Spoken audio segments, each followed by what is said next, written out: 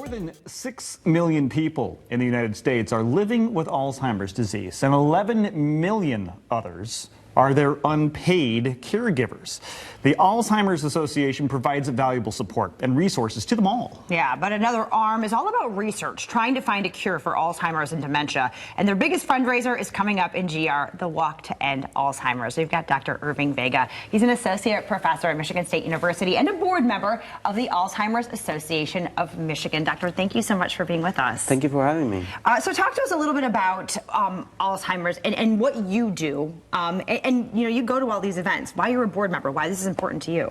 Well, the Alzheimer's Association is a great partner to actually bring awareness about the disease and try to break myths that are out there about the disease.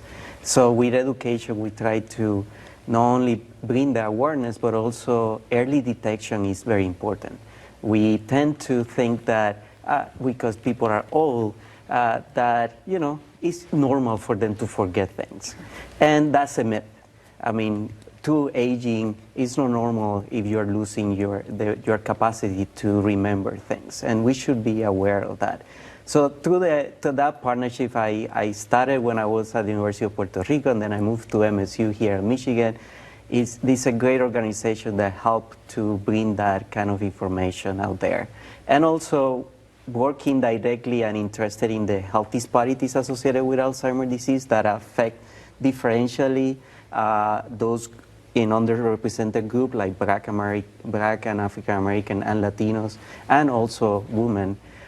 We were able to diversify the staff in the Alzheimer's Association, open the first Spanish-speaking caregiver support group here in Grand Rapids, and all that has been due to the partnership with the Alzheimer's Association. That's important work you're doing. Those caregivers really do need that support. And so one of those myths then is that as we get older, it shouldn't be just accepted that we'll forget things. That's a myth. Correct. That we could do. What are you seeing with the prevalence of Alzheimer's and dementia in the area? Are you seeing more and more of this, and how are you treating it? Yeah, so right now, as you read, it's correct that over 6 million people are currently living with Alzheimer. And Alzheimer is a type of dementia. It's the best known dementia, but it's not the only type of dementia. People are more aware of it because it's more prevalent.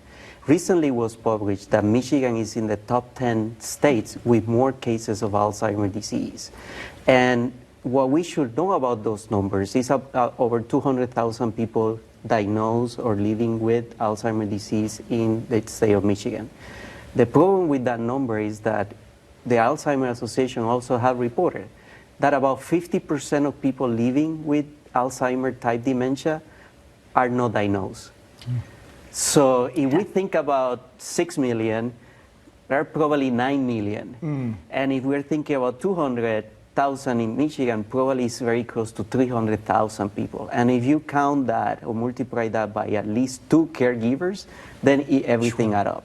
Sure. And being a caregiver, or some people like to call it care partner, because people living with dementia can have a productive life, especially at the beginning of the disease. Of course, the disease progresses. There is not a treatment right now that stops the progression of the pathology that accumulates in the brain. But there are treatments that are now to delay that progress of the disease, but don't stop the progression of the disease. Sure. So talk about the importance of these walks, you know, all across the country, because so much of this money goes toward research to find a cure, and there are things that are happening. So talk about the significance there. So the Walk to End Alzheimer is one of the main fundraising activities for the Alzheimer's Association. But the main goal is also to bring awareness about Alzheimer's disease within the community. So you will see throughout Michigan different places where the walk is going to take place.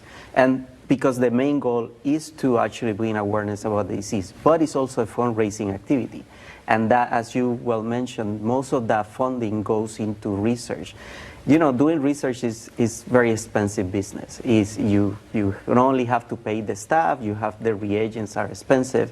And in order to go closer to finding a cure or finding a reliable tool to diagnose first and then cure the disease, we need to invest in research. And at these events, we have fun activities. We have researchers like me and my colleagues.